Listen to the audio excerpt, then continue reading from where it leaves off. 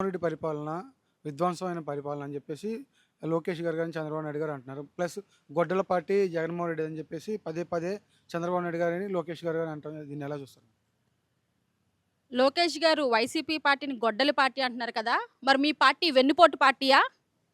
మీరు మరి viceroy hotel నుంచి మీ చరిత్ర చూసుకుంటా ఉంటే మీ తాతగారైన ఎన్టీ రామారావు గారికి మరి చేసిన ద్రోహం దగ్గర నుంచి, మీరు చేసిన విధ్వంసం దగ్గర నుంచి ఆయన కుమార్తెలకి తండ్రిని దూరం చేశారు.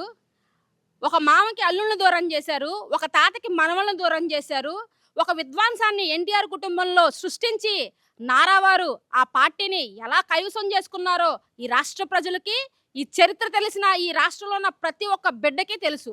ఈ మీ పార్టీ వెన్నుపోటుతో ఎలా మీరు లాక్కున్న విధానం ఖచ్చితంగా ఈ రాష్ట్ర ప్రజలకు తెలిసిన చరిత్ర.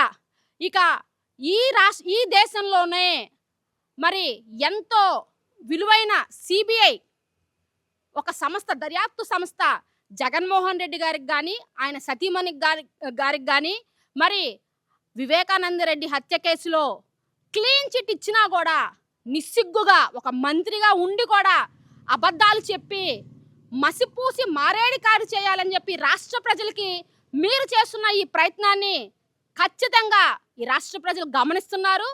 మీ అంతా ఎర్రి వాళ్ళైతే కాదు, ఈ రాష్ట్ర ప్రజలకు నిజాలు తెలుస్తున్నాయి. మీరు ఎంత గొడ్డలి పార్టీ అన్నా, చిన్నాన్ని విషయంలో ఆయన మీద ఎంత బురద జల్లాలని చూసినా కూడా ఒక దేశంలోనే అత్యంత మరి ప్రతిష్టాత్మక దర్యాప్తు సంస్థ అయిన సిబిఐ క్లీన్ చిట్ ఇచ్చిన ఈ రోజు కూడా జగన్మోహన్ రెడ్డి గారు ఒక్క ప్రెస్ మీట్ పెట్టి కూడా ఆయనకు కలిగిన వ్యక్తిగత పెయిన్ గురించి మాట్లాడలేదు.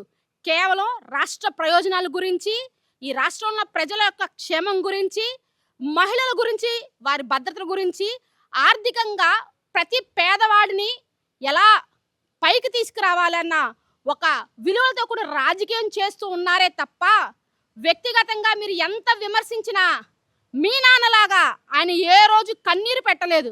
అది జగన్మోహన్ రెడ్డి గారు. అది ఒక నాయకుడికి ఉన్న గొప్ప లక్షణం. మీరు ఎన్ని విమర్శలు చేసినా మీ విఘ్నతకే వదిలేస్తున్నాం. జగన్మోహన్ రెడ్డి గారు ఖచ్చితంగా 2029లో ఈ రాష్ట్ర ప్రజల ఆశీస్సులతో ముఖ్యమంత్రిగా మరొకసారి ప్రమాణ స్వీకారం చేసే రోజు దగ్గరలో ఉంది.